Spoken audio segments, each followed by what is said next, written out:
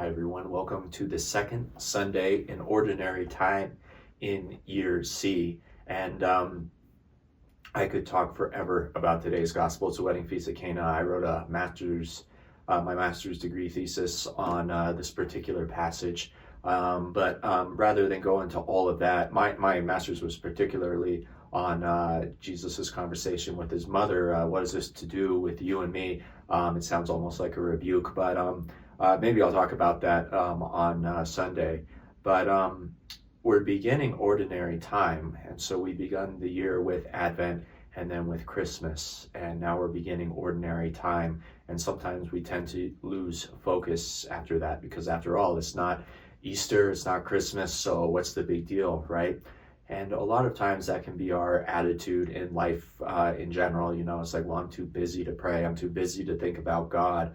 It's just the everyday humdrum. Why should I make this special? And that's a trap that we can oftentimes fall into. So, right, it's ordinary time. And I think I said this last Sunday, that ordinary time does not mean boring time, okay? Ordinary time, the everyday of life, that's where we usually find God, right? And this is where we usually, a lot of times, can tend to just stop praying and stop trying, right? And we hear something in today's reading on the wedding feast of Cana.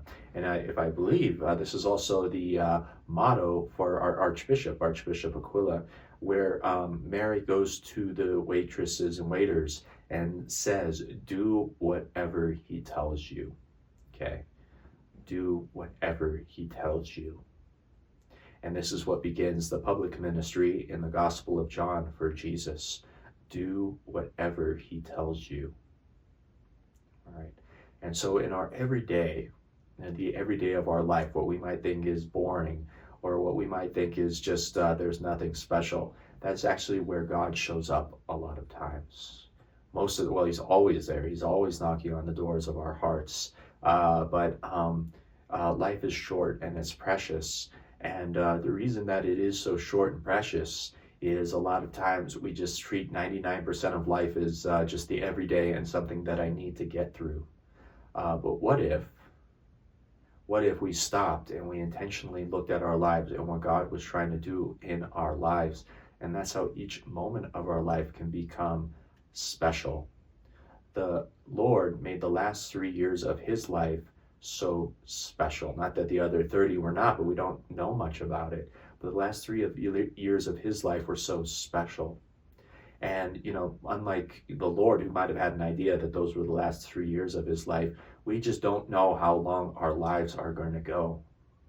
And so rather than, if you will, surrendering to the humdrum or to what we think is boring or just needing to get through things, perhaps we can start this ordinary time with a different attitude of do whatever he tells you. What if we discerned what we needed to do each and every day, or each and every hour, or each and every moment, and allowed the Lord into our lives at those times? During our week, during the busyness of our jobs, during the busyness of being with our families, those times where we need to get in the car when we don't want to and go have to get something at the grocery store. What if we allowed the Lord into those moments of our life to do whatever he tells us, and then to listen to what the Lord does want us to do? Because I bet he could do amazing things in those times. They might not seem amazing to the rest of the world, but they could be amazing for all of us. And then the everyday is not just the everyday in the way that we used to think about it, as those boring times or something to just get through, but each moment of life can become precious. It can become, if you will, divine, as the Lord wants it to be, because life is such a precious gift. And we can rediscover that precious gift of life that the Lord wants us to discover, and to live life to the fullness, so that one day we may see him in heaven face to face.